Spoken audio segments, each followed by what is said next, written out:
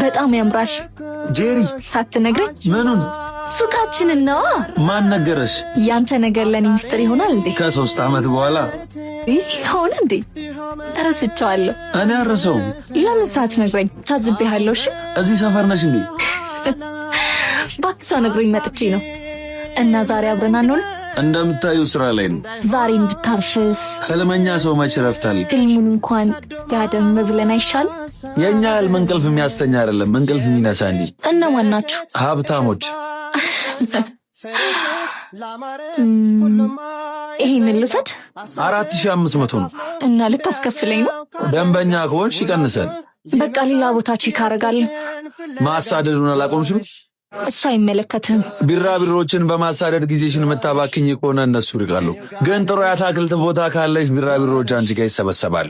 ማወራው ስለ ቢራቢሮ አይደለም። ማሳደዱን አቁሚ፣ ተሰብሰቢ።